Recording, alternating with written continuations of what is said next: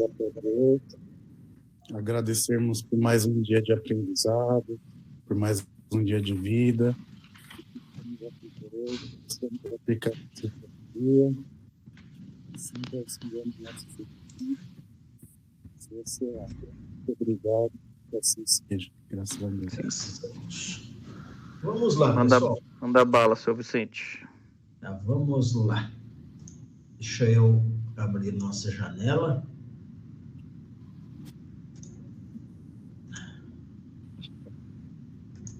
Apareceu aí?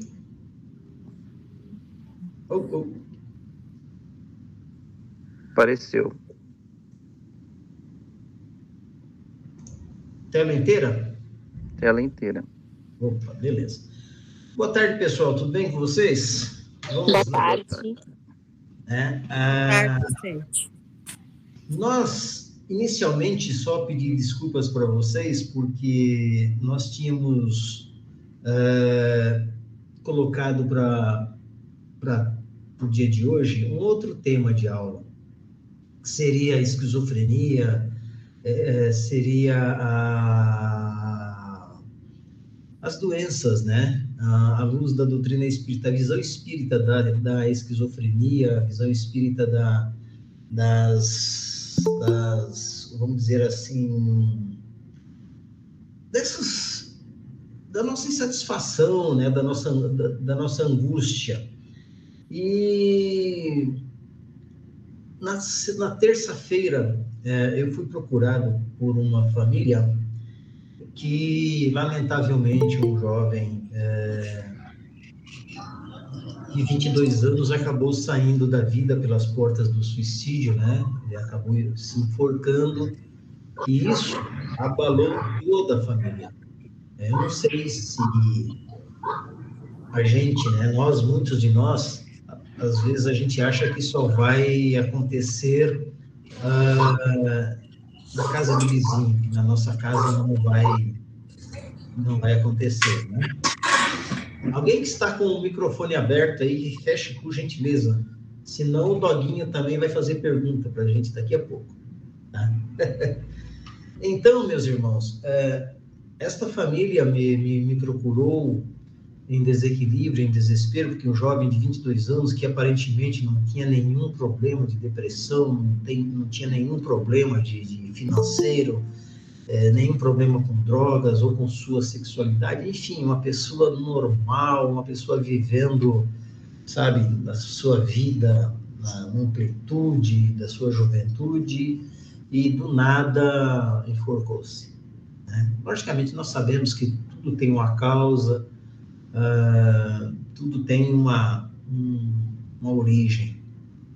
E esta família, então, ficou um tanto quanto desestruturada, até porque não são espíritas.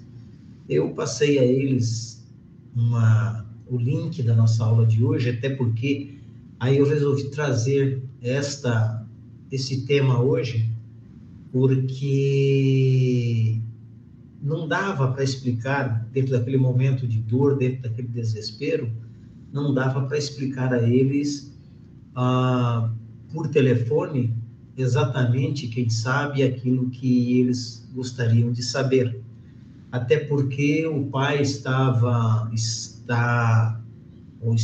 num processo de desequilíbrio profundo, que estava pensando, inclusive, em suicidar-se para encontrar com o filho, né? E eu explicando o que acontece depois da morte, o que acontece depois do suicídio, enfim.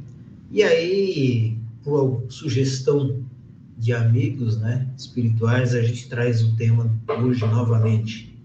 É um tema que foi feito há 2 anos atrás, e a gente traz de novo a visão espírita deste momento. Até porque muitos de nós estamos enfrentando os desencarnes através do momento que nós passamos, e muitas famílias estão se desesperando, se desestruturando em função desses momentos. E nós, espíritas, também, queira sim, queira não, apesar de todo o conhecimento que nós temos, a gente balança diante desta situação, né? Mas o que acontece depois da morte? Se nós fizéssemos essa pergunta a todos aqueles que conhecem o Espiritismo, que conhecem a doutrina espírita, se tem medo da morte, quem tem medo da morte? Alguns ainda têm, isso é muito natural, porque no instinto de preservação, segundo as leis naturais, queira sim, queira não, nós nos apegamos a esta vida material, nos acostumamos a uma série de confortos superficiais, supérfluos, e nos acostumamos também à convivência, ainda no estágio da tangibilidade, de acreditarmos naquilo que nós vimos, tocamos e sentimos, né? Então, ainda não conseguimos entender que a passagem, né, da vida física para a vida espiritual é meramente material, ou seja, o corpo. A diferença entre nós e os desencarnados é o corpo físico. Né? É o corpo físico, é um dos estados da alma. Então, logicamente que a gente acaba descobrindo, eu já falei aqui, que eu descobri nessa pandemia muitos, lamentavelmente, né, que ainda não entenderam de fato que é o desencarne, principalmente espíritas, porque o espírita tem um medo de morrer que me surpreendeu. E no fundo, a gente analisando todo o processo, não é que nós tenhamos medo de morrer, até temos também, mas o que nos assombra é o que vai acontecer, o que nos espera do outro lado, né? A partir do momento que nós mergulhamos no corpo denso, então nós esquecemos de tudo que tem lá, dos compromissos ou coisa que o valha. E como nós, espíritas, ou aqueles que têm uma consciência espiritualista, acreditando na vida além da vida, o que nos deixa aflito, o que nos aflige, é o que nós vamos encontrar do outro lado da vida. Né? Mas para que isso aconteça, para que a gente possa se acalmar um pouco mais, é necessário nós entendermos essa fase transitória. Essa fase transitória, queira sim, queira não, eu nunca esqueço, meus irmãos, certa vez, isso há uns 10 anos passados, fui convidado para fazer uma palestra numa casa no interior de São Paulo, aqui em Limeira, e me deixaram um tema livre.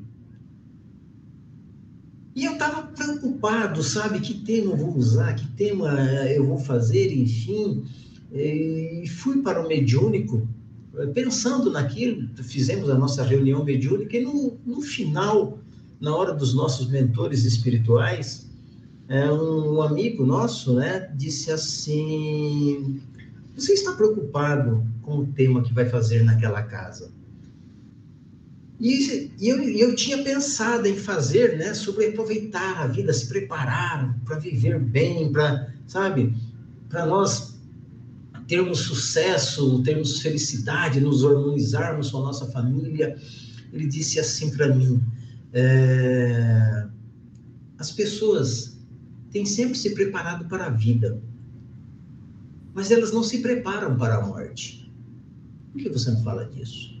Um exemplo, não com essas palavras, mas me deu a entender nesse sentido. E é verdade, a gente se prepara para viver, a gente faz planos para viver, a gente faz planos para nós, como se fôssemos eternos somos, como espíritos, não como corpo físico. Nós fazemos planos para amanhã, depois, sem pensar na morte, que é a única coisa certa que nós temos, né? Que vamos desencarnar. Quando e como é que não sabemos. Então, o que acontece depois disso? Por que essa nossa temeridade, esse nosso desconforto, né? Em largarmos o corpo físico? O que nós temos de tão particular nesse sentido que o simples pensar na morte nos deixa arrepiado? O que acontece depois que nós largamos o corpo físico, na verdade? E Kardec pergunta aos invisíveis no que o que sucede à alma no instante da morte. Será que todos nós temos as mesmas sensações?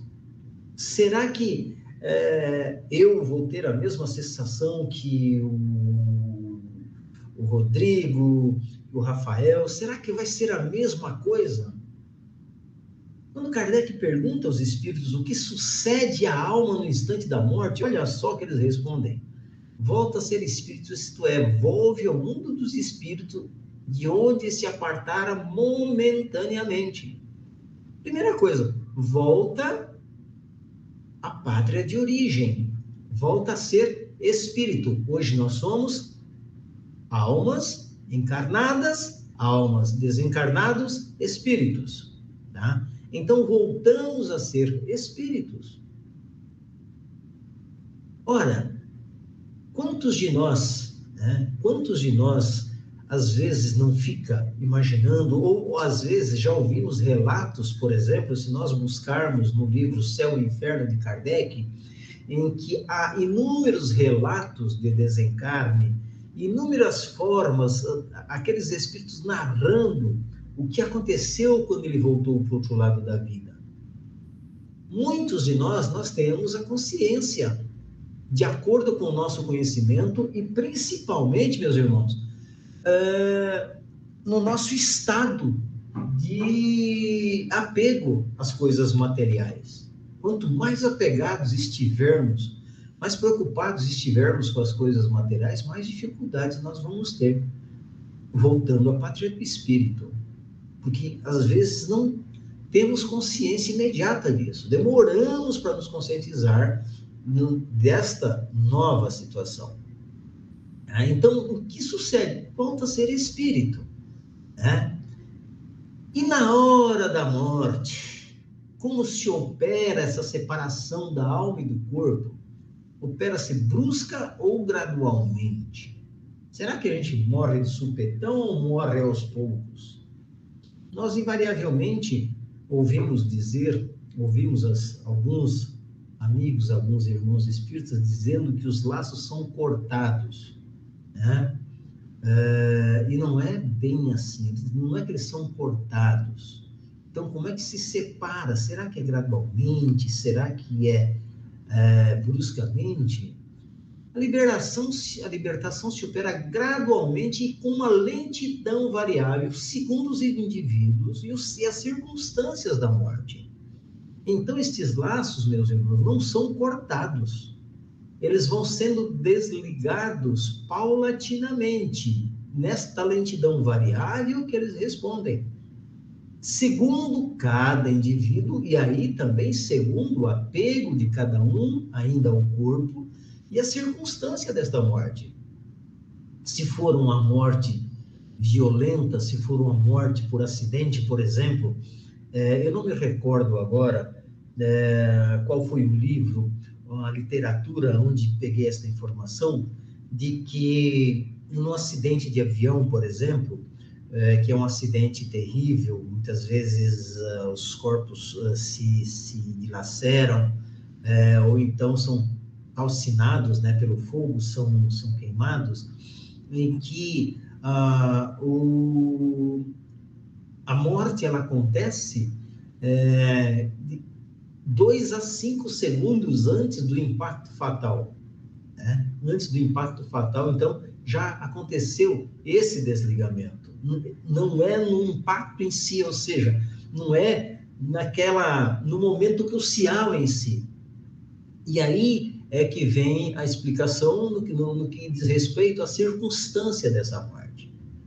De que forma ela se opera? Porque uma morte, por exemplo, por doença, né, nós vamos acompanhando, por exemplo, olha, o médico começa a dar os seus boletins, né? Olha, o rim já está falhando, o pulso está falhando, o pulmão está falhando, o coração está falhando. Então, se nós observarmos os pontos vitais de sustentação da vida orgânica do corpo, eles vão falindo, eles vão se desligando, eles vão silenciando, eles vão parando.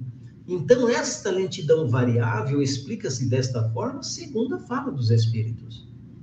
né? E segundo as circunstâncias da morte. Só lembrando, tá, que quem quiser fazer pergunta pode interromper ou pode escrever aí que o Rodrigo interpela a gente. A duração da perturbação que se segue à morte é muito variável. Pode ser de algumas horas somente, como de vários dias, de vários meses e mesmo de vários anos. Ela é menos longa naqueles que, durante a vida, se identificaram com seu estado futuro, porque compreendem imediatamente a sua situação. É tanto mais longa quanto o homem tenha vivido mais materialmente. Aquilo que nós acabamos de dizer, né? Por isso que é extremamente importante, observando essa resposta dos espíritos, tá? É extremamente importante quando nós formos fazer as nossas preces em prol dos nossos entes queridos que amamos e que voltaram à pátria espiritual, solicitar, pedir aos benfeitores espirituais, aqueles que socorrem este indivíduo na hora do desencarne, na hora do desligamento destes laços fluídicos, que eles sejam amparados para que tenham consciência da sua real situação. Tá? Porque até nós, espíritas, quando abrimos atendimento a espíritas desencarnados, mesmo tendo conhecimento do processo, muitos espíritos que são espíritas, encontram dificuldade na identificação deste processo, de estar em um ou em outro lado. Tá? Então, esta perturbação a que se referem os espíritos na separação, ela está intrinsecamente ligada, primeiro, ao conhecimento do fato em si. Segundo, ao apego, né? Porque pode ser de algumas horas, vários dias, vários meses e até vários anos. Já conversei com espíritos em nossas reuniões mediúnicas que ele desencarnou há mais de 80 anos e ele continuava encarnado. Para ele continuava normal. Ele continuava encarnado, ele não se deu conta, porque para ele, no seu psiquismo, na sua fixação de um determinado momento da sua existência, ele não consegue perceber que o tempo passa, o tempo vai passando. Tá? Então, o espírito, para trazê-lo à realidade dele e a nossa realidade, vamos assim dizer, de tempo, fazer com que ele perceba a sua volta, e às vezes ele está tão fechado na sua problemática, nas suas dores, nas suas preocupações, que ele não consegue entender, não consegue observar ao seu redor que as coisas mudaram. Me recordo que um deles, ao conversar com ele, a começar a explicar, olha, você não percebeu nada diferente e tal, olha a sua volta. E aí, então, parece que como se ele tivesse despertado, ele começa a olhar à volta e dizer, puxa vida, essas roupas são diferentes. Por que você está vestido assim? Então, em função das suas preocupações, eram preocupações materiais, inclusive, num processo de vingança, ele não se apercebeu. Então, esse desligamento da vida física, não necessariamente o desligamento do corpo, porque quando fala da morte, ela é menos longa naqueles que durante a vida se identificam com o seu estado futuro. Por quê? Ele ainda continua sentindo, tendo as mesmas sensações através do perispírito, ainda impregnados de todas as suas preocupações, de tudo aquilo que o cercava, que eram muito ou unicamente materialista. Então, isto varia muito, porque uma coisa é desencarnar e outra coisa é a morte de fato. Tá? Muitos espíritos, principalmente espíritos que cultuam demais o seu corpo, demasiadamente cultuam a sua beleza, cultuam o seu corpo, tem uma dificuldade, meus irmãos, imensa na hora do desencarne. em largar o corpo. Às vezes o corpo não está mais reagindo e ele fica tentando levantar. Então, uns gradualmente, outros bem lentamente, né? Ainda, quais são as sensações? Qual é a situação da alma imediatamente após a morte do corpo? O corpo acabou. O corpo não tem mais recurso, ele não consegue, ele não consegue mais funcionar, por assim dizer. Qual é a sensação disso, né? Qual é a situação? Será que todos nós sentimos a mesma coisa? Tá? Ela tem instantaneamente a consciência de si mesmo. Será que ela percebeu? Puxa vida, morri. Meu corpo não serve mais, morri. E agora? Onde eu estou? Ou coisa que eu valha? Porque, invariavelmente, o espírito, na sua fixação, em determinado momento, principalmente na hora do desencarne, e isto acontece muito com espíritos suicidas, em que ele fica estagnado no momento, no ato supremo do desencarne. Ele chega ali, parece que ele trava, tá? Ele trava. Então, o muito que ele consegue perceber e que ele não consegue entender é que, de repente, ele passou no processo do suicídio, o corpo cai, desfalece e ele continua vivo. E esta confusão é terrível. Esta sensação é terrível. Tá? Necessário se faz, principalmente, quando fazemos atendimentos a espíritos recém-desencarnados, principalmente recém-desencarnados, ele está numa confusão muito grande, porque ele não tem, ele não consegue entender aquilo que ele está passando, as sensações são diferentes do que ele tinha antes, mas em contrapartida ele sente as mesmas coisas, ele vê, ele ouve as pessoas, ele fala, mas ele fala, mas também ele não percebe que as pessoas não respondem a ele. Então são sensações complicadas, tá? Variável de cada um para cada um. Em uma palavra, o que ela vê, o desencarne. Kardec também, no livro Céu e Inferno, inúmeros relatos explicam, né? O espírito explica como aconteceu, de que forma aconteceu, o que ele viu, o que ele deixou de ver. O que sente? Essa 145 é fantástica, essa pergunta, o que é o espiritismo. No momento da morte, primeiro tudo é confuso. Por mais conhecimento que nós tenhamos, tudo se confunde. Né? Tudo se confunde. E eu digo a vocês que é uma angústia muito grande. Há uns 15 anos, mais ou menos, eu vivi uma experiência de desdobramento em que, eu acho que já contei aqui, em que fui levado a um ambiente por um instrutor espiritual, e depois eu vim entender o porquê disso, onde eu via o meu velório, via o meu sepultamento, né? E eu me desesperei. Meus irmãos, vocês não têm ideia. Quando eu acordei, quando eu voltei a mim, eu levantei da minha cama, eu fui para a cozinha, peguei um copo d'água, eu me tocava, eu tocava nos meus braços, no meu rosto, no meu corpo, para saber se eu estava encarnado, se minhas mãos não iam vazar, né, para o espírito. É muito difícil, é complicado. Depois eu entendi, logicamente, que nada mais era que uma instrução para que a gente tratasse daqueles que necessitavam quando lá chegavam no nosso grupo de mediúnico. Então, primeiro, tudo é confuso. A lucidez das ideias e a memória do passado lhe retomam à medida que se desfaz da influência da matéria.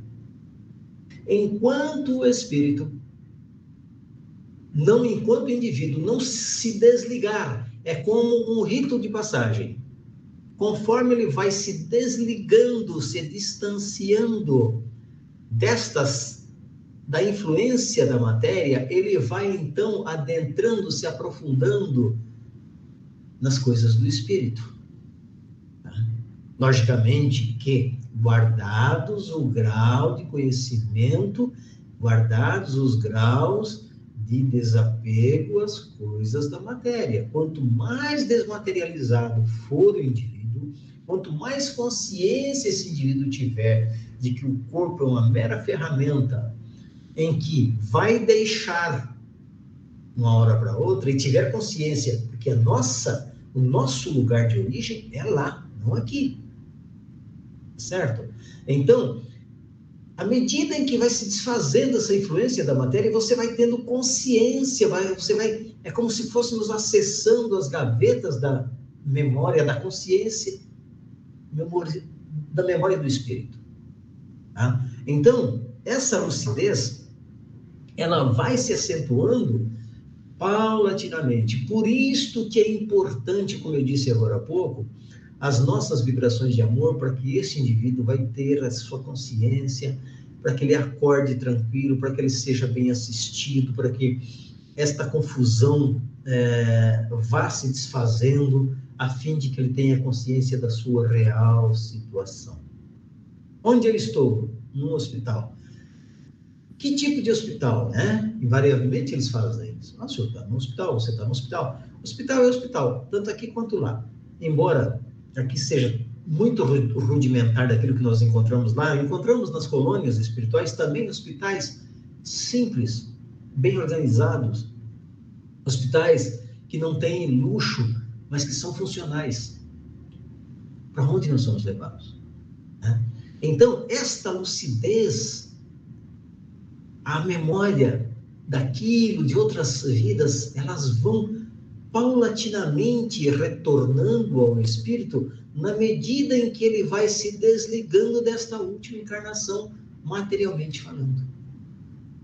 São uma das sensações da morte. Uma das sensações da morte. Ainda, veja bem, aqui, sensações na hora da morte. Ainda nas sensações na hora da morte. Para aquele cuja consciência não é pura e que está mais presa aqui do corporal que a espiritual, ela é cheia de ansiedade, de angústias que aumentam à medida que ela se reconhece. Porque então ela está tomada de medo e de uma espécie de terror em presença daquilo que vê e, sobretudo, daquilo que entrevê. E eu diria para vocês que aqui está a pedra de toque de nós espíritas. Tá? Porque cheia de ansiedades e de angústias que aumentam à medida em que nós nos reconhecemos. Porque então estamos tomados de medo e de uma espécie de terror em presença daquilo que estamos vendo. Ou seja, uma das preocupações nossas ao retornarmos à pátria do Espírito, a minha particularmente é esta, eu diria para vocês que é uma destas, ou esta, se for o caso, será que eu fiz tudo? Ou não fiz nada? Ou fiz um pouquinho daquilo que eu havia me comprometido? Esta é a minha grande preocupação. Daquilo que eu tinha me comprometido a fazer, das tarefas que eu me propus a executar e não executei. Essa é a minha grande preocupação, meus irmãos. Eu não tenho medo de desencarnar daqui a pouco, daqui a 10 minutos, daqui a 1 ano, daqui a 10 anos. Não. A minha preocupação é se eu tenho feito minha tarefa de casa, né? Por assim dizer. Então, isso me preocupa. Não me dá nenhum medo, não dá angústia, que nenhum de nós deveríamos ter medo. Se nós vivermos de uma forma, da melhor forma possível, no sentido de consciência, de auxílio, de perdão, de auxílio, de caridade, nós vamos tranquilo para, vamos dizer assim, para o momento final. Agora, se a gente vive uma vida desregrada, aí, porque nós ainda vivemos vidas desregradas, ainda temos inúmeras deficiências, principalmente no trato com os nossos irmãos, nas relações pessoais, familiares, ainda encontramos isso. E queira sim, queira não, a partir do momento que largarmos o corpo denso, a matéria pesada, na consciência do espírito, isso vai refletir com muita propriedade. Então, aquilo que nos espera, aquilo que nós estamos vendo, a presença daquilo que o espírito começa a ver, isto sim é uma sensação extremamente difícil. A sensação que se poderia chamar física é a de um grande alívio e de um imenso bem-estar. A sensação que se poderia chamar física é de um grande alívio, de um imenso bem-estar. Sente-se como livre de um fardo e se está muito feliz por não sentir mais as dores corporais que se sentia poucos instantes antes de se sentir livre. Aqui, novamente, vale observar e vale lembrar que está, principalmente essas sensações, ela está muito ligada, estão muito ligadas ao apego ao corpo. Ao apego, aquele momento de dor, momento de desespero, porque muitos irmãos espirituais, muitos irmãos que desencarnam, e na espiritualidade, eles continuam sentindo as mesmas dores, eles continuam sentindo as mesmas sensações, tá? Apesar de um certo alívio, mas eles continuam, muitos são levados para os hospitais espirituais, a fim de continuarem o tratamento que estavam fazendo no corpo físico, ainda encarnados, e a partir do corpo ter falido, parado de funcionar, eles continuam com as mesmas sensações. E dali são levados para os hospitais, onde continuam os seus tratamentos, até terem a consciência da sua real situação. Tantos e quantos irmãos nós nos encontramos desencarnados que ainda estão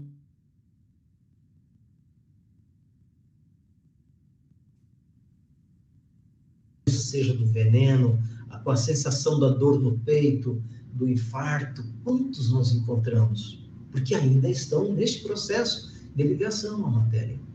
Embora nesse tratamento existe todo um processo específico para recuperar, para colocá-lo em condição melhor, que é trabalhar o perispírito. Haja visto que há irmãos que perderam sua perna, por exemplo, aqui no corpo físico, e voltam para a pátria do espírito sem a sua perna. E lá se sentem pernetas. Isto acontece, são sensações da morte. E intimamente ligado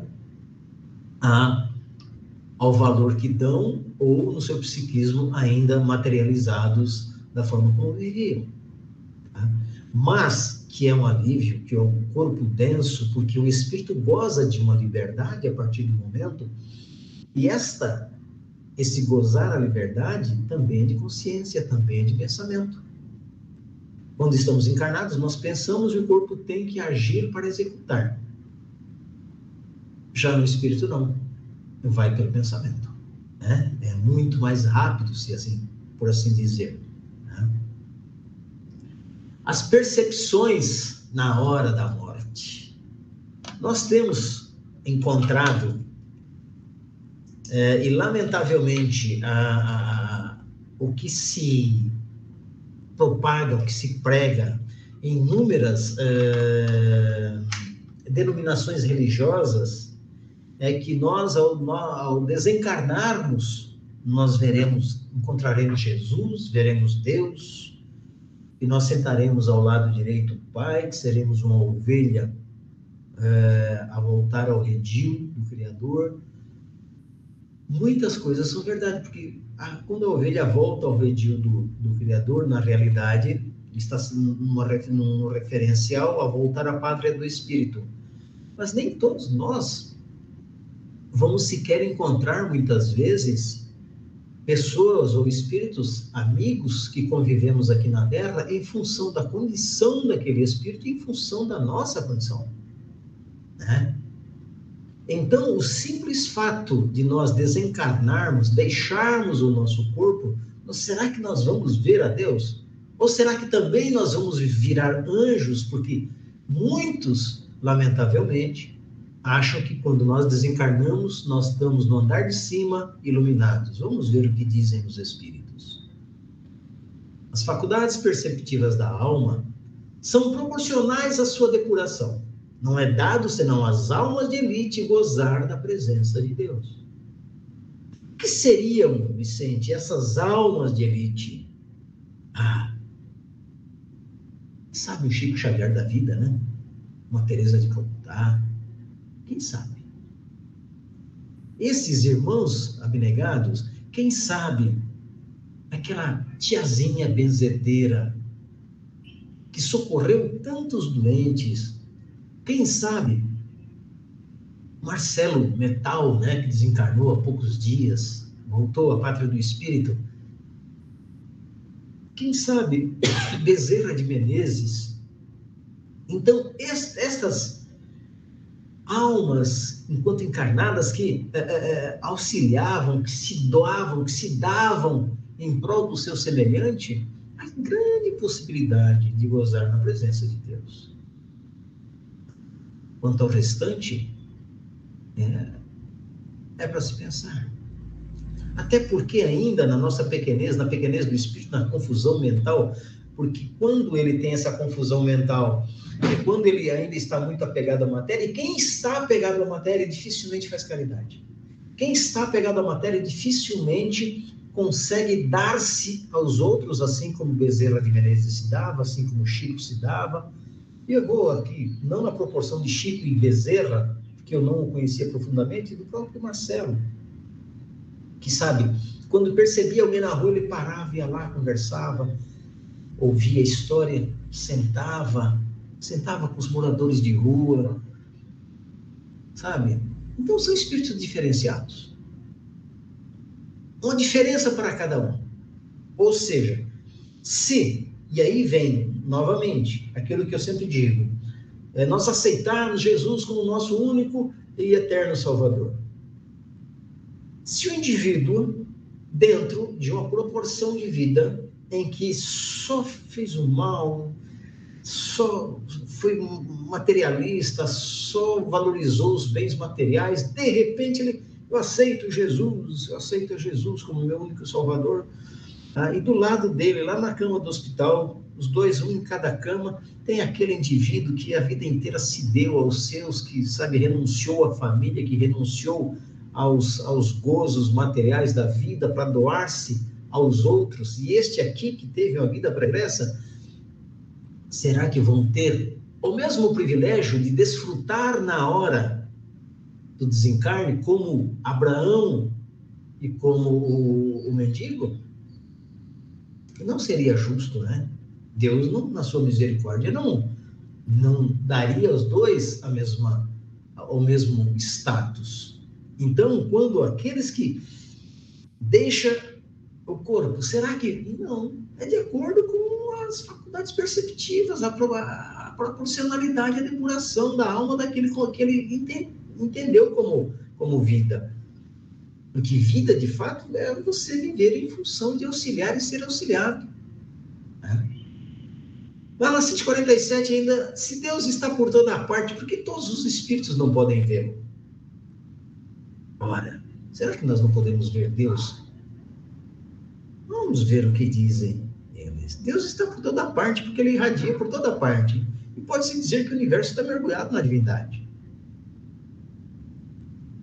Deus está, meus irmãos, ao nosso redor.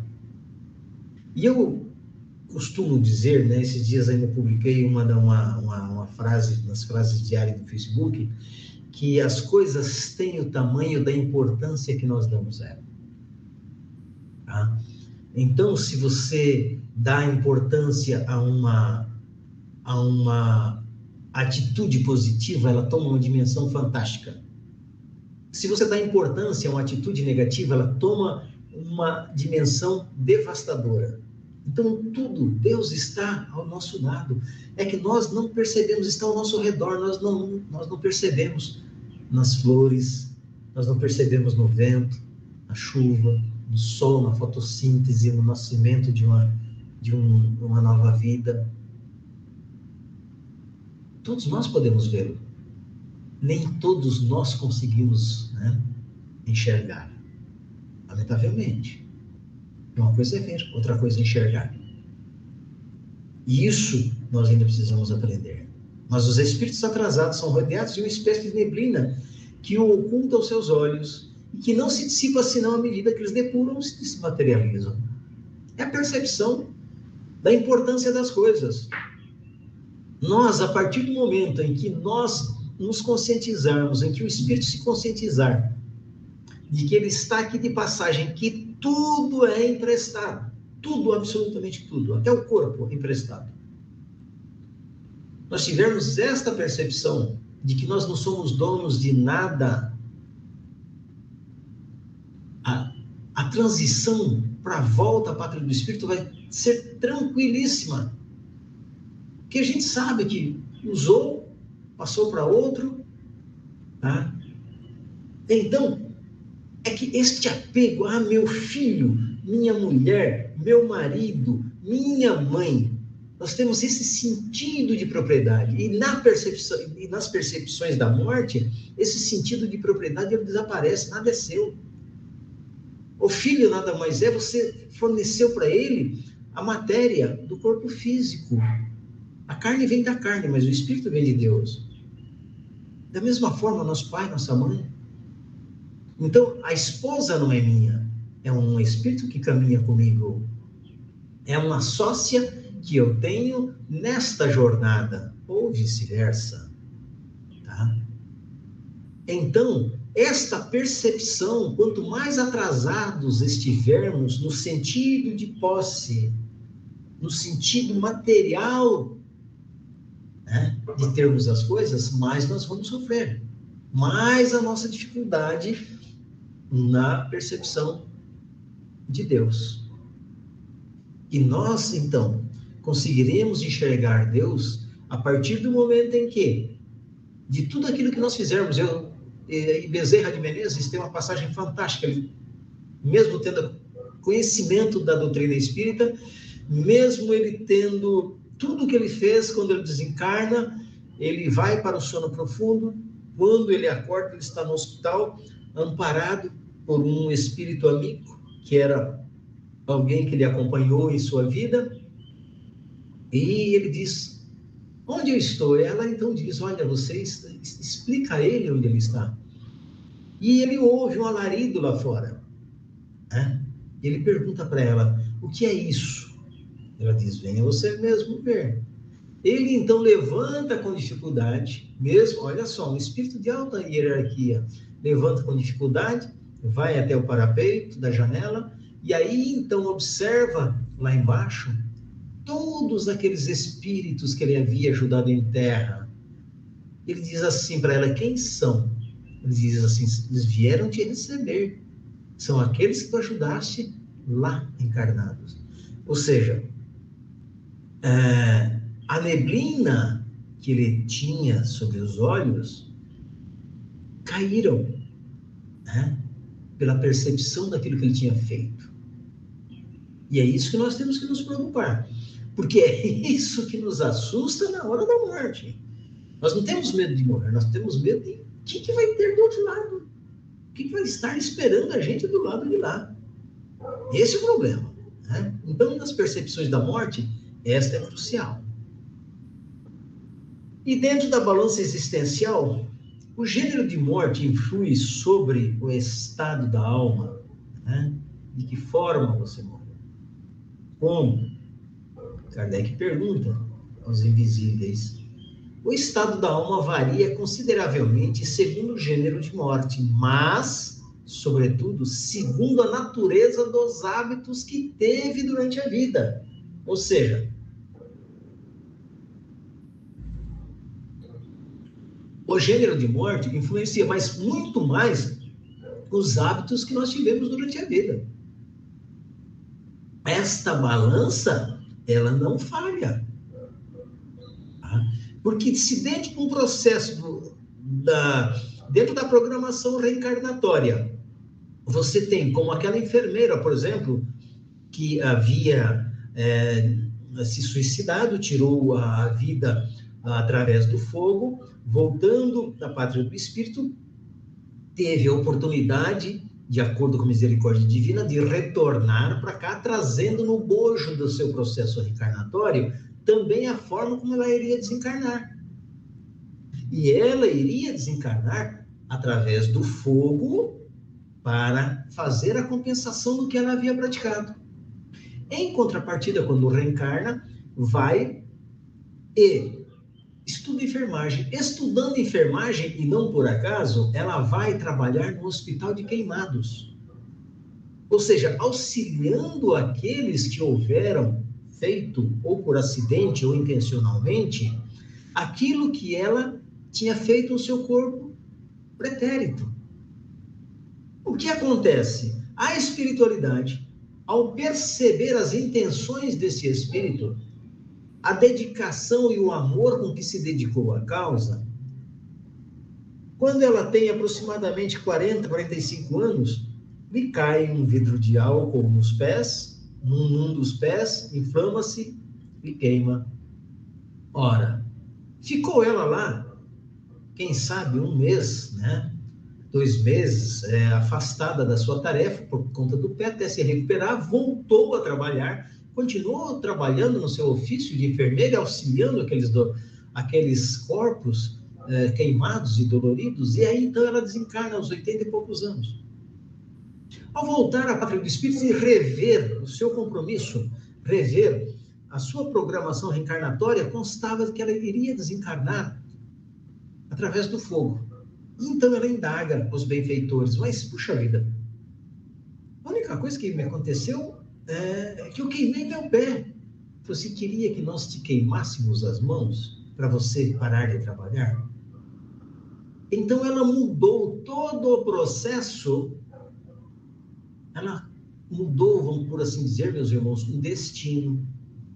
Então na balança existencial, na nossa balança existencial, nós podemos mudar. O gênero de morte pode se acentuar, mas o que vai pesar de fato é a natureza dos hábitos que nós tivemos durante a vida. É isso que vai pesar para o espírito.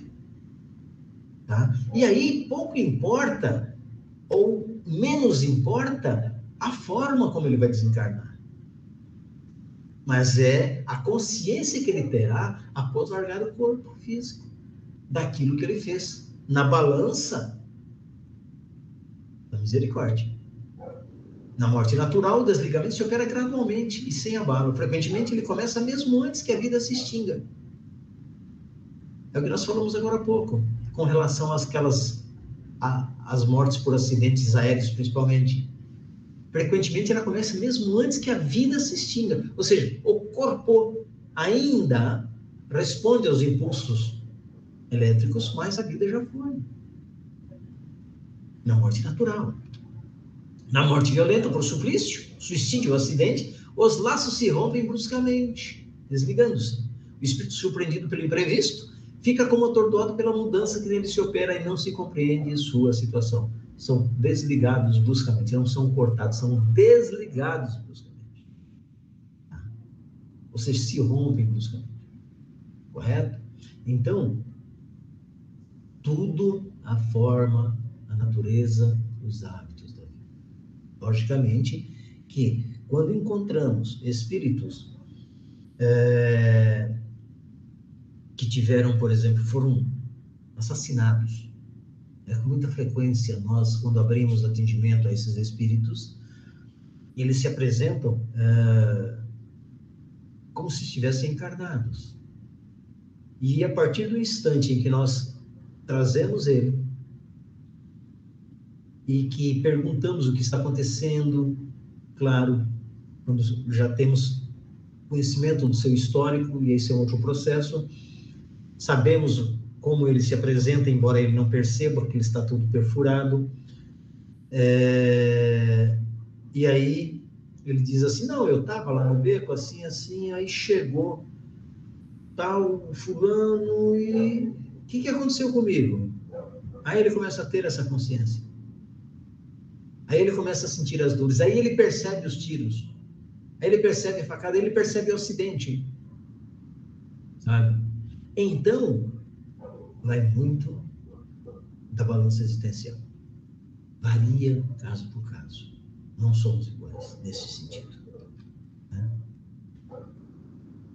Para onde vamos? Qual é o nosso destino após a morte? Onde vai a alma depois de ter deixado o corpo?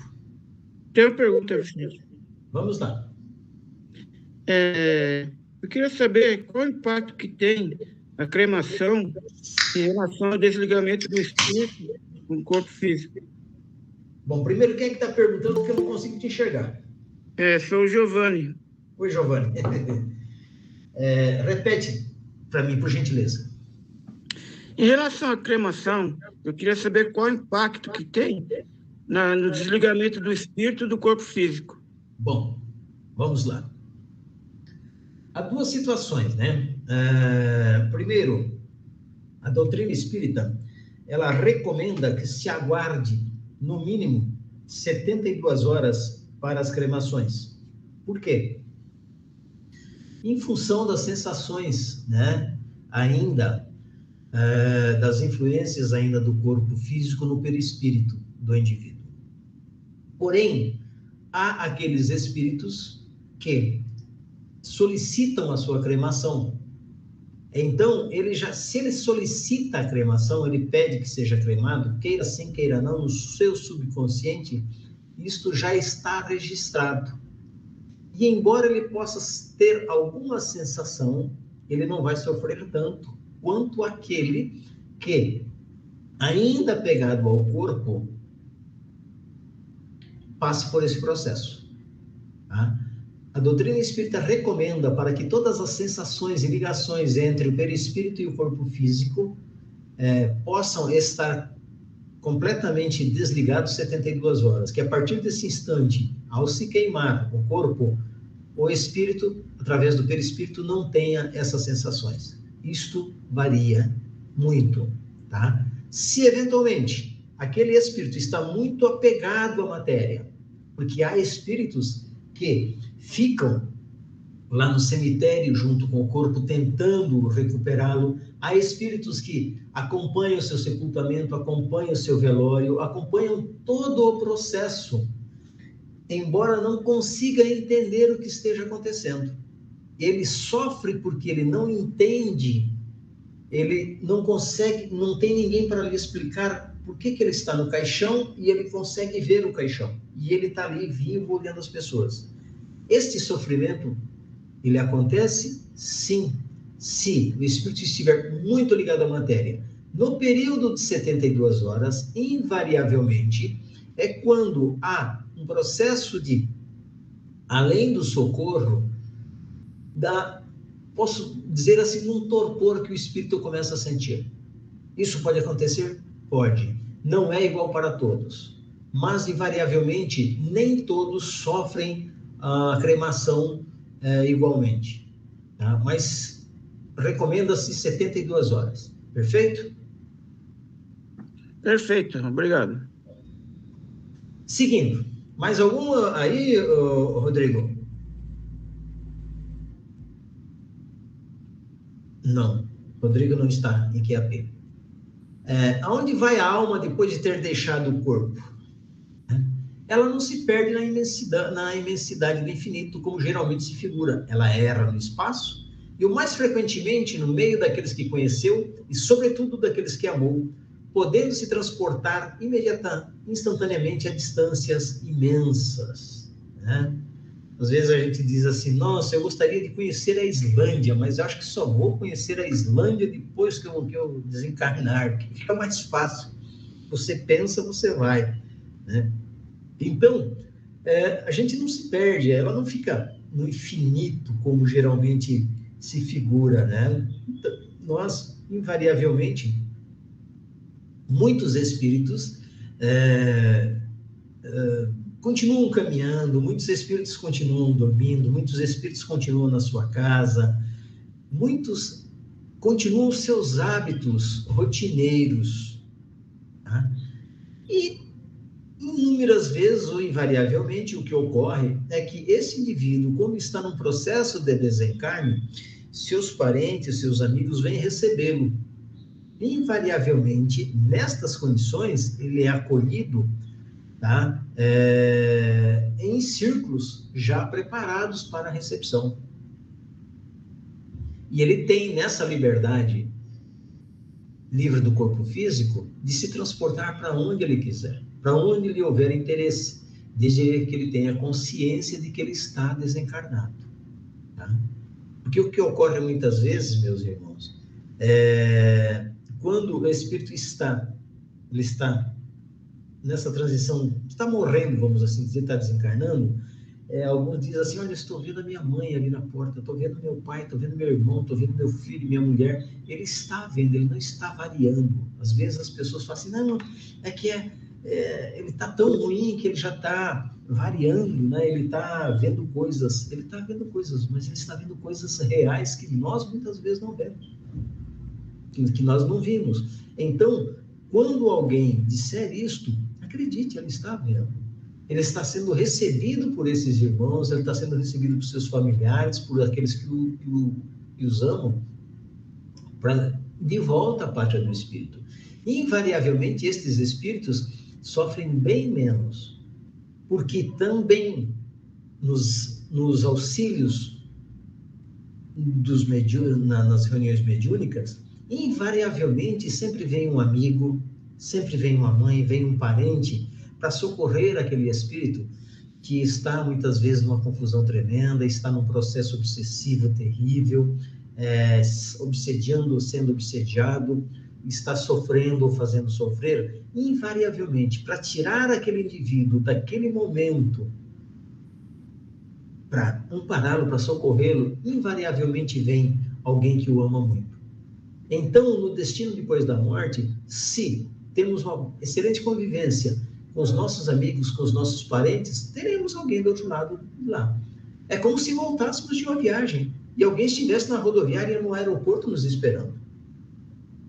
Porque é triste quando a gente não tem ninguém esperando a gente, né? Sabendo que nós estamos voltando e ninguém foi lá nos esperar. É sinal de que a gente não fez tantas amizades ou não somos tão caros às pessoas que elas não sentem o prazer de nos ter de volta. E é bom nos lembrarmos disso. A alma conserva as afeições que tinha sobre a terra, né?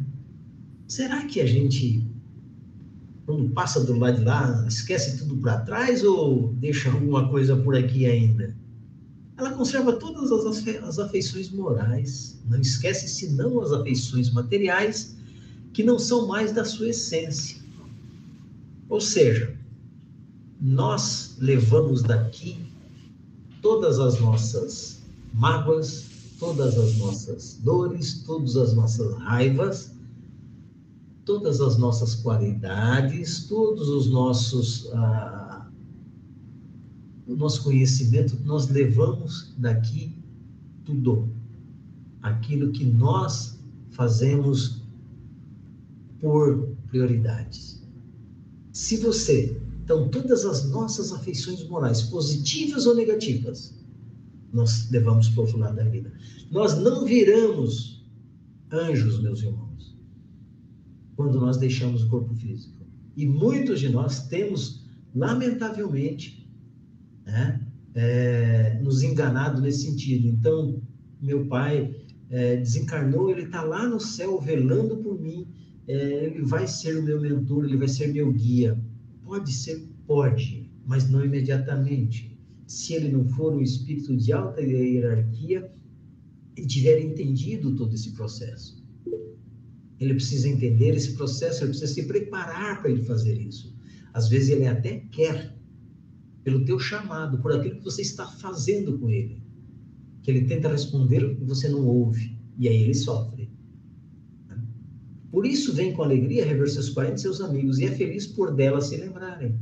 Ou seja, quando nós deixamos alguém aqui na Terra,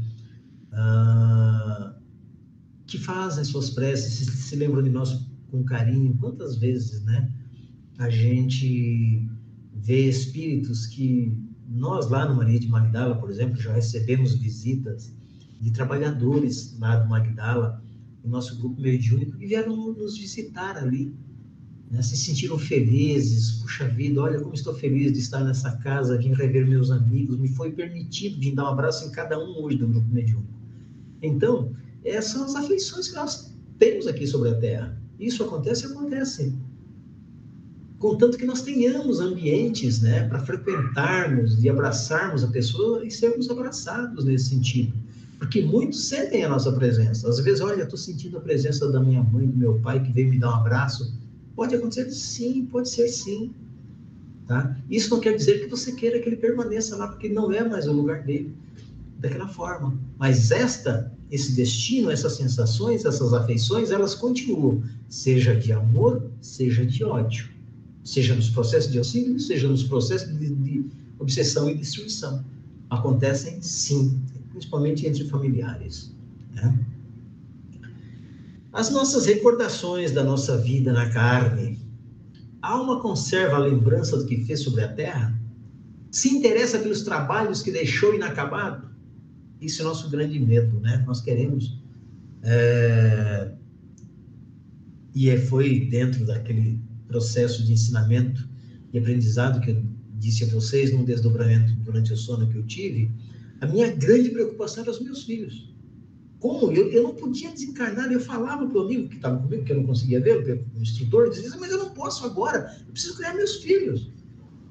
Não, eu não posso, eu não me importei com a minha mulher que estava do lado do meu caixão, com a minha mãe que estava do lado do meu caixão, com o seu Benê que estava que era o único, ele e a minha mulher que conseguiam me ver, o resto não conseguiam me ver, e eu dizia, não, mas eu tenho que criar meus filhos, ou seja, era um trabalho inacabado, né? Era uma experiência para poder falar disso. Isso depende da sua elevação e da natureza dos seus trabalhos. Os espíritos desmaterializados pouco se preocupam com as coisas materiais, das quais são felizes de estarem livres. Né? Então, os desmaterializados, ou seja, aqueles que não têm a preocupação que eles sabem. Então, ele tinha um projeto de fazer uma associação para crianças carentes, por exemplo. Ele já não vai conseguir colocar o seu esforço físico naquele processo, mas ele pode, ainda na elevação do seu caráter, trabalhar para intuir pessoas para desenvolver, para terminar aquela tarefa. Mas ele, propriamente dito, dentro das tarefas materiais, ele fica feliz de estar livre, ele vai trabalhar numa outra seara, deixando as que aqui estão, e se ele administrou bem, deixando a responsabilidade para tocar aquilo que ele fez. Ele não vai se preocupar tanto. Se ele for apegado, muitas vezes isso acontece, tá? De espíritos muito apegados, que deixam, por exemplo, uma casa para terminar, deixam uma empresa que está funcionando, ele quer que a empresa seja administrada do jeito dele, e aí começam a dilapidar o patrimônio, e ele entra num processo de perturbação terrível. Né? Terrível, não quer que deem as suas coisas, não quer, sabe, não quer, enfim. É muito difícil, meus irmãos, esse tipo de apego dar tranquilidade ao espírito. Então, eu sempre falo, né? Nós temos que nos desapegar a todos, e enquanto estivermos aqui encarnados, eu já doei meu corpo, a Vânia já doou o corpo dela, se eu desencarnar amanhã, doem todas as minhas coisas, o que der para doar, doem, sabe? Não vou usar mais. E isso nós temos que nos preparar. Isso nós temos que preparar as pessoas que estão conosco, sabe? Porque a pessoa fala assim, às vezes está lá um guarda-roupa fechado, cheio de roupa, com frio desse, roupa de frio lá, gente morrendo de frio lá fora e a gente guardando as coisas. Sabe, fazendo sofrer muitas vezes a quem pertenceu aqueles objetos, porque ele está lá doido, fala, doa isso, tira daí, você fica lá cultuando isso sistematicamente. Então, esses apegos, essas recordações, tem que passar. Há um reencontro no mundo dos espíritos, os parentes e amigos que o precederam? Claro. Não somente os reencontra, mas reencontra aí muitos outros que havia conhecido nas suas precedentes existências. Geralmente, aqueles que por ela mais se afeiçoam, vêm recebê-la na sua chegada ao mundo dos espíritos e a ajudam a se libertar dos laços terrestres. É aquilo que nós falamos agora há pouco, né? Bezerra de Menezes, o indivíduo quando está vendo o pai, está vendo a mãe, às vezes amigos que vêm recebê-los, eles estão lá. É um retorno, deixamos aqui, ó, deixamos a nossa bagagem densa, o corpo velho, cansado, e voltamos para lá, né? Olha, deixei a minha mala lá. Então vamos para cá, vamos aprender mais, vamos festejar no sentido de confraternização, tá? Nos preparar para novas jornadas. Né? Voltamos de uma jornada, nos reencontramos, né? Nos confraternizamos e nos preparamos para próximas jornadas, que são as reencarnações. É assim que funciona. Né? É assim que funciona. O aprendizado continua. Ou seja, as almas têm ocupações na outra vida? Ocupam-se de outras coisas além das suas alegrias ou dos seus sofrimentos? Aqui, extremamente, antes de entrar na resposta, é extremamente importante a gente lembrar e trazer aqui experiências do mediúnico. Muitas vezes, meus irmãos, eu nunca esqueço uma passagem em que apresenta-se a nós, e me é permitido trazer aqui isto como exemplo, de um espírito, um amigo, um irmão, que, pelas suas razões, que naquele momento, lá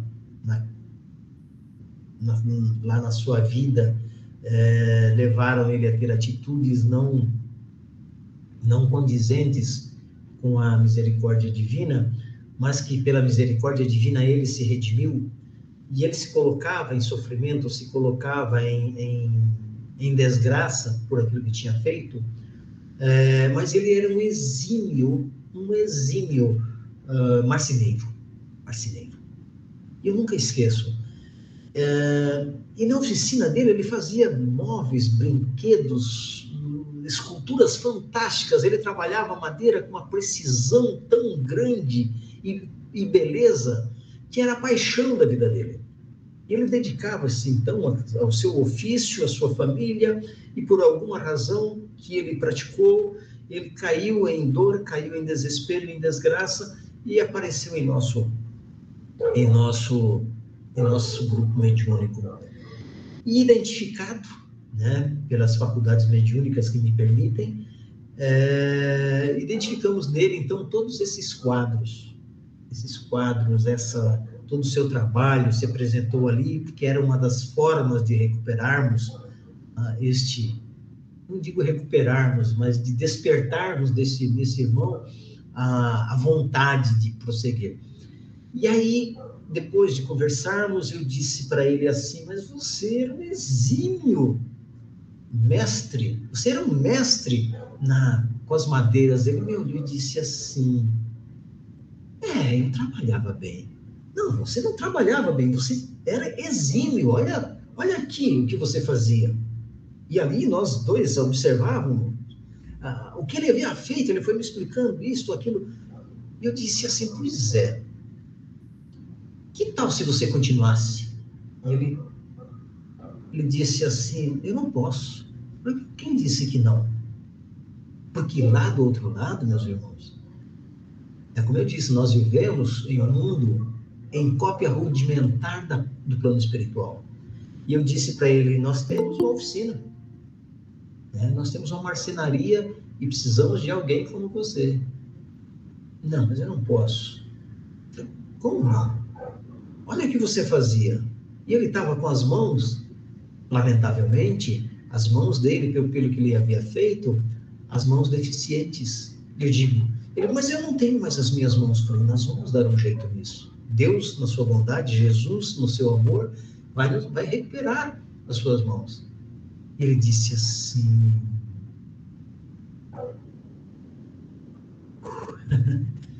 você me ajuda? Eu disse: ajuda. E num processo todo especial e direcionado a este tipo, nós recuperamos as mãos dele. E eu disse: essa é a sua oficina.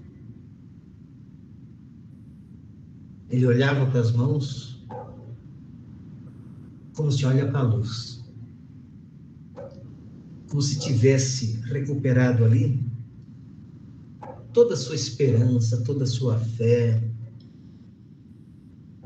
Ajoelhou-se, agradeceu a Deus com as mãos postas, olhou para mim, porque eu sou só a ferramenta. Não sou ninguém, sou só a ferramenta. E ele disse assim: eu vou lhe fazer um quadro. E na hora certa eu vou lhe mostrar. E foi, então, eles têm ocupação em outras vidas, né? Com certeza. Se as almas não se ocupassem senão de si mesmas durante a eternidade, isso seria egoísmo. E Deus, que condena o egoísmo, não aprovaria espiritual que pune na vida corporal. Então ele foi, sabe, se recuperar, ele foi se ocupar dele, ele foi, sabe, ensinar os outros lá naquela marcenaria, né? Tem ocupação de acordo com o seu grau de adiantamento, ao mesmo tempo que procuram se instruir e melhorarem. Então ele foi, sabe, aquela marcenaria nada mais era do que uma escola para que ele reaprendesse, era só um chamativo para que ele reaprendesse a perdoar, porque ele conseguisse se perdoar. No que ele mais fazia, ele iria se envolver, e neste envolvimento ele iria desenvolver o auto-perdão para perdoar e ser perdoado, para aprender e ensinar. Então, esse aprendizado continua, né? De acordo, porque naquele momento a equipe espiritual fez com que despertássemos nele, na forma como ele se encontrava, que despertássemos nele o interesse naquilo que ele mais amava, que ele mais gostava de fazer. Ele não fazia por dinheiro, ele fazia porque gostava. Então, era essa pedra de toque, esse o caminho que ele teria que trilhar para que ele pudesse se recuperar. Então, esse aprendizado ele continua. Os espíritos continuam tendo as atividades, cada um no seu ofício, ou aprendendo coisas novas, ou ensinando aquilo que sabe, com certeza. E o que devemos fazer? A prece é útil para as almas sofredoras? Quantas nós encontramos, né? Divaldo tem alguns exemplos de almas sofredoras, as quais ele ajudou em preces, e que são relatos fantásticos que não dá mais tempo para nós contarmos, não traríamos aqui. A prece é recomendada por todos os bons espíritos. Por outro lado, ela é pedida pelos espíritos imperfeitos como um meio de aliviar os seus sofrimentos. Isso, meus irmãos, sempre, sabe, sempre que nós pudermos, sempre que nós tivermos oportunidade em nossas preces, devemos orar por aqueles que se foram.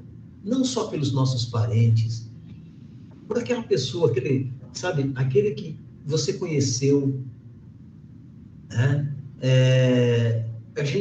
Daqueles que nós nos lembrarmos na hora que estamos fazendo a nossa prece, nós nos lembrarmos, porque estes pensamentos, estas lembranças, elas caem nestes irmãos, elas são creditadas a esses irmãos como se fossem gotas de chuva, gotas de orvalho, né, que caem sobre a aridez, muitas vezes, do sofrimento desses irmãos.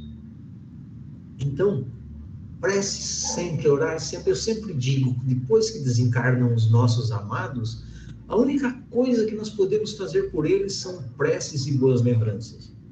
Pedindo sempre que sejam amparados, que tenham consciência da sua real situação, que possam serem tratados nas escolas da espiritualidade, nos hospitais, que possam ir para as colônias. E eles agradecem isso. Como agradecem? É como se estivéssemos jogando água, né, num solo árido. Aliviam muito o sofrimento. Mas a alma pela qual se ora experimenta alívio, porque é um testemunho de interesse, e o infeliz é sempre aliviado quando encontra corações caridosos que se compadecem de suas dores. Não é porque não faz parte do meu círculo familiar que eu não vou orar. Se Se você se lembra de alguém, um colega, um parente distante, um amigo, ore por ele. Sempre, depois da morte, sempre. Aproveitando o conhecimento. O conhecimento do Espiritismo tem alguma influência sobre a duração mais ou menos longa dessa perturbação? Aí é que pega, né? Nossa, eu sou palestrante espírita, eu dou passe, eu estou no atendimento fraterno, eu conheço todas as obras de Kardec, de André Luiz. Será que eu vou ter algum benefício? Até porque Chico, né, disse certa vez a Emmanuel que intercedesse junto a Maria de Nazaré para que aliviasse as dores dele. Aí ele disse assim, Emmanuel falou assim, por que o privilégio? Você acha que você é privilegiado? Será que nós somos privilegiados, meus irmãos? Só porque a gente conhece, sabe? Eu digo a vocês que alivia muito, ajuda muito, mas uma influência muito grande, uma vez que o espírito já compreendia antecipadamente a sua situação. Mas a prática do bem e a consciência pura exercem maior influência. Às vezes a gente acha que por ser espírita, nós estamos salvos. Não. São as nossas atitudes.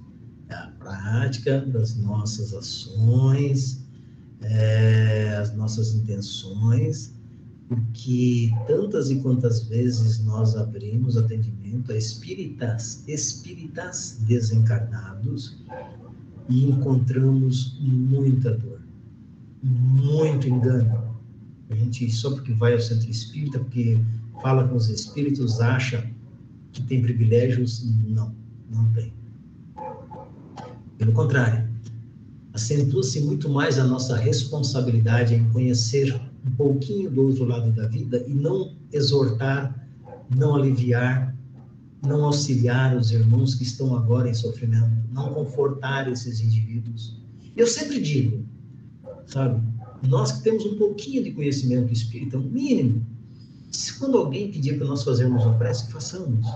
Quando alguém pedir para a gente colocar o nome do indivíduo lá na caixinha de libertações de humanidade, vamos fazer. Não vamos falar assim, só se lembra de mim na hora que precisa. Puxa vida, você é a única luz que ele conseguiu enxergar na escuridão da sua dor. Não reclame. Né? Não reclame. Então, essa influência, nós que somos espíritas, quando desencarnamos, não vamos ter privilégio nenhum. A gente vai saber como funciona. Sabe? Que eu nunca esqueço, uma vez atendi uma menina no mediúnico, que ela disse assim, o que me ajuda a entender um pouco, foram as poucas vezes que a minha avó me levava no centro espírita, mesmo tinha força. Eu sentava lá, mas certa vez eu ouvi alguma coisa assim, e isso me aliviou, isso me ajudou um pouco. Isso é extremamente importante. Extremamente importante. Está lá na questão 165 do Livro dos Espíritos. A vida espírita. O ensino dos espíritos sobre a vida de além-túmulo faz-nos saber que no espaço não há lugar algum destinado à contemplação estéril, à beatitude ociosa. Nós aprendemos, né, que quando os justos, descansarão ao lado do Pai, ficarão sentados ao lado direito do Cordeiro, como se nós fôssemos ficar ouvindo aquela harpa, né? Tocando no nosso ouvido o resto da eternidade. Até quando? Qual o objetivo de sentarmos lá e ficarmos contemplando? Não. Essa contemplação é estéril, ela não existe. Sabe? O espírito, ele vai aprender, ele vai evoluir, ele vai buscar conhecimento, ele vai buscar a revisão das suas atitudes, a revisão daquilo que ele fez de bem, aquilo que ele poderia ter melhorado, aquilo que ele fez de mal, aquilo que ele deixou de fazer, como ele vai fazer na próxima encarnação. Então, não existe esta vida contemplativa, por assim dizer, sentar-se lá e ficar ouvindo aquela harpa chata o resto da eternidade. Não é assim, lamentavelmente. E muitos espíritos se decepcionam, se apresentam decepcionados quando conversamos com eles nesse sentido, mas me prometeram que conheceria Jesus. Diz que eu estaria sentado do lado direito de Jesus. Eu estou aqui nesta condição. É complicado, lamentavelmente. Todas as regiões do espaço estão povoadas por espíritos laboriosos. Leon Denis nos fala isso lá no livro Depois da Morte. Todas as regiões do espaço estão povoadas por espíritos laboriosos. Não estamos falando só da Terra, nós estamos falando do universo. Imaginemos nós quantos somos. Né? Finalizando, o apoio maior ou menor da espiritualidade está subordinado aos méritos do desencarnante. Se virtuoso e digno, merecerá atenção especial e tão logo seja consumada a desencarnação, será conduzido às instituições assistenciais que favorecerão a sua readaptação à vida espiritual. Então, vamos tentar ser melhores, virtuosos, buscar sempre, preferencialmente, né? Viver de tal maneira que a gente faça falta quando a gente voltar para lá. Não que as pessoas agradeçam, graças a Deus, se foi, deixou, parou de perturbar a gente. Esse não enche mais a paciência, né? Entendendo da morte. Richard Simonetti nos fala a respeito disso. Certo, meus irmãos? E já que se comprometeram, já os que se comprometeram com o vício e o crime, despreocupados da disciplina e do discernimento, serão desligados no momento oportuno, mas permanecerão entregues à própria sorte. Estagiando por tempo indeterminado no umbral, faixa escura que circunda a Terra, formada pelas vibrações mentais de multidão de espíritos, encarnados e desencarnados, dominados ainda por impulsos primitivos de animalidade. Livro dos Espíritos, questão 65. Qual dos mundos nós queremos? Qual das faixas vibratórias nós queremos? Porque nós temos a oportunidade de termos no corpo físico a ferramenta da execução das nossas virtudes e também dos nossos defeitos. Então, aqui é o resumo daquele aceita Jesus como seu único e eterno Salvador. Não adianta aceitar a Jesus sem mudar as atitudes. Né? Tem uma frase de Chico que diz que não adianta orarmos a Deus e desejarmos e fazermos o mal às pessoas. Não adianta querermos nos transformar em anjos se não mudamos a nossa faixa vibratória. Porque religião, meus irmãos, é aquilo que nós fazemos quando nós saímos do centro espírita, da Igreja Católica. Religião é aquilo que nós praticamos no nosso dia a dia. E é isso que vai dando ao espírito a condição, o conhecimento dentro dos valores morais, a valoração do merecimento, do conhecimento, do desprendimento dos bens materiais, para que, no momento do seu desencarne, ele não sofra tanto, ele não tenha tantas decepções, tá? E para que nós não tenhamos medo da morte. Não tenhamos medo do que nós vamos encontrar do outro lado da vida. É isso que nós precisamos pensar. Aqui onde nós pesquisamos, né? E vamos ter no próximo sábado, no dia 7 nós não teremos aulas, técnicas e táticas obsessivas. Técnicas e táticas obsessivas. Será que o outro lado do bem, né? O antagonismo do bem não se organiza? Vicente, gostaria de fazer uma pergunta. Vamos lá. Quem Oi. fala? Identifique-se. É o Gaspar de Vargem Grande. Vamos lá, Gaspar. O Vicente, um espírito, ao desencarnar, ele leva uma consciência, né? Sim.